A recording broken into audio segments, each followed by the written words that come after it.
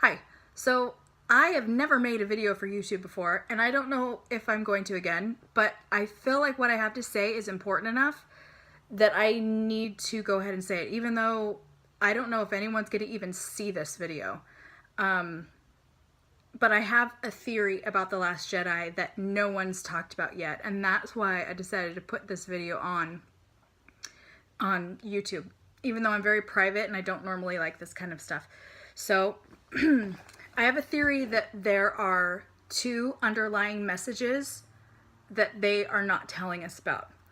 And they say that the theory of the movie, or yeah, the lesson that we're supposed to take away from the movie is that failure is the best teacher. Failure is a great teacher. I totally agree with that message. It's a great message, but it's not the actual message that the movie is trying to get across. And I hope that if you watch the movie again, I personally am not going to. It was just not entertaining enough for me.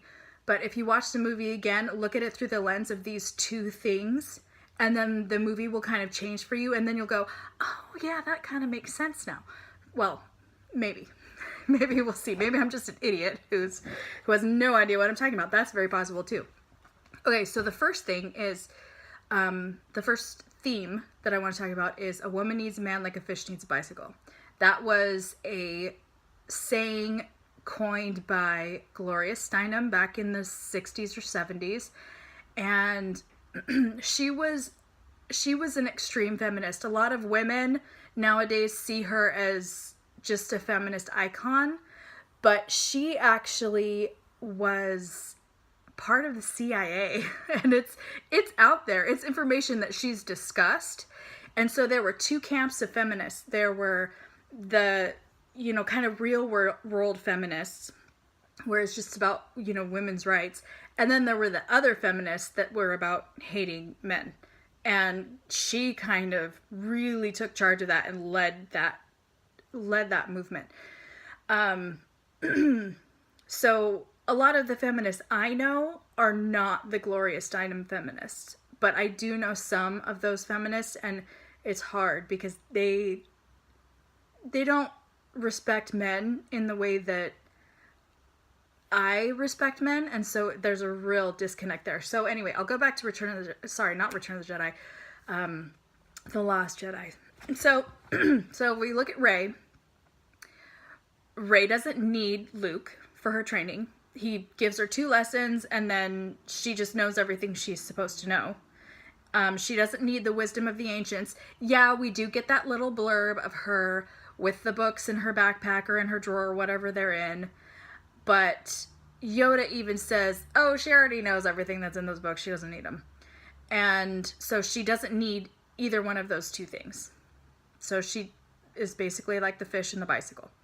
Holdo, Vice Admiral Holdo, doesn't need Poe. Poe's plan was destined to fail from the beginning because she couldn't need him. Based on that narrative of a woman needing a man like a fish needing a bicycle, she could not have his plan. He couldn't follow through with his plan based on the writer's plans for this. Anyway, and then at the end, there's Finn and Rose when Finn's about to kamikaze himself, or kamikazeing I don't know what's the proper way to say kamikaze in that context. But anyway, he's about to sacrifice himself, and then she comes in and messes his plan up because she can't need him to save them. And not that she can't, her personally, but the writers couldn't have her need him. They needed her to be the stronger one. And so then at the very end, Luke doesn't actually save anyone. He stalls for time for a little bit, but anything could have stalled for time. Luke didn't do anything to hurt the First Order. He didn't do anything. All he did was slow them down. He didn't do anything to, kill any of their men or save anyone. At the end, it's Rey who saves everyone with her magical force power that she got and didn't earn. And so it wasn't Luke. So if you put all those things together, it just makes perfect sense that no woman can need any man. And then the other message that we have, the other hidden message is that what's the saying from the 60s? The hippies used to say, never trust anyone over 30. And then those hippies all grew up and became 60-year-olds. They were like, oh, well, you still have to trust us. I mean, we're cool. Just no one else over 30. And so that's evidenced by Luke's situation with Rey. She couldn't put any trust in him. And no one could trust him, really. Leia couldn't trust him. Rey couldn't trust him. What's his bucket? Kylo Ren couldn't trust him. Finn couldn't trust him. No one could trust him because he was the white male over 30, and that doesn't fall in line. If you're not part of a group for these particular people, then you're basically worthless. You're a garbage human being. Thank you, Anita Sarkeesian, for that phrase. So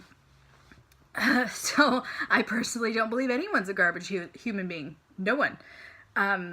So that's my theory. And I don't really want to go into my own personal feelings about the movie because I think everyone's already done that already. And I've watched as many reviews as I could possibly watch before my kids were just like, oh my gosh, you are so boring, Mom, get off YouTube. So yeah, I need to stop watching videos, but I'll try and link the ones that I think were kind of brilliant and that really put a good kind of like allowed for us to have some different perspective on why this movie happened. And I personally feel hurt and horrible about it. And it's ridiculous because it's a movie, but I do feel hurt. And I was so shocked at the end. Like I knew going into it, I had very low expectations.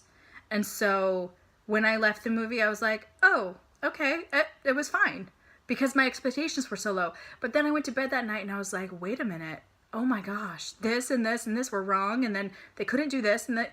And then I was sitting and I was thinking about this, this theory that I had, and I was like, oh, this makes so much sense as to why they would basically ruin Star Wars. They killed our heroes. They murdered Luke Skywalker. And just because I'm a woman doesn't mean Luke Skywalker wasn't my hero too. They killed him and unceremoniously murdered my hero. And I feel like everything, The Force Awakens was not great, but The Last Jedi was a travesty, not just because it was not a good movie, but because it robbed us of something that many of us grew up with. It robbed us of something we share with our kids. Those of us who have kids, we share it with our friends, because how many people haven't seen Star Wars? It's such a galvanizing movie because people love it so much. And we love the characters. We love Princess Leia. Carrie Fisher is such a wonderful, I mean, I don't know, I'm saying she's a wonderful woman. Maybe she's not. Maybe she was terrible. And I feel sorry for the people she was terrible to if that's true. But I from my perspective, I really liked Carrie Fisher. And I really like Mark Hamill. And he's such a funny guy. I love watching his interviews because he's so clever and amazing and such a good actor. And I feel so, it just feels like I got a pit in my stomach about this whole thing. I feel like I was kind of robbed a little bit of some joyful moments that I could have had with my family, which actually, I'll just say it really quick. I just want to be done with this video. But everyone keeps saying, oh, it's all about money. It's all about money. It's not about money at all. It's not about money because if it was about money, they could have made billions. Like, I'm talking not just 1 billion. That was the projection, was 1.5 billion. No. They could have made billions because you got to understand, Star Wars fans go to the movies several times. Star Wars fans are being born every day. So like my cousin, for example, he's a Star Wars fan. He's about my age, a little bit older. and he's got all of his kids from teenagers to a 5-year-old, and everybody in the whole family is a Star Wars fan.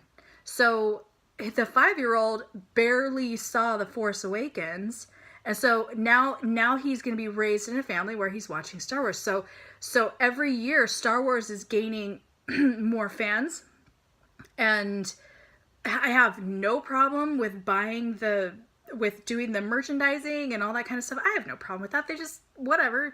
They want to make money on a cool kid's toy. That's cool. That's totally cool with me. But what my point is they could have made billions. They knew they weren't going to, because they knew that they had the bully pulpit, and they knew that they had the loyal fans to come and watch this movie. And it didn't matter how bad the movie was. Most of the loyal fans went and saw it anyway. I did. I said to my husband at one point, I was like, I don't know if I can do this. I heard it was such a bad movie. I don't know if I can stomach having such a heartache watching a terrible movie. I don't like terrible movies anyway. And he's like, let's just go. It's Star Wars. It'll be fine. And so I went anyway. And so we spent, 30 some odd dollars on this movie.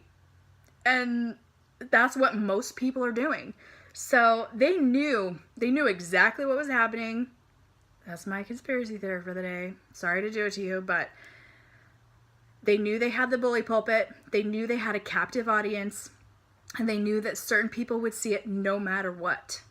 So that's all I have to say. And hopefully it makes sense. And some of you are probably thinking I'm just an idiot, and I really am just an idiot. I'm just an idiot who sits in the shower and thinks about reasons why certain things should and shouldn't happen. So that's just me being silly. So anyway, have a good day, and may the Force be with you.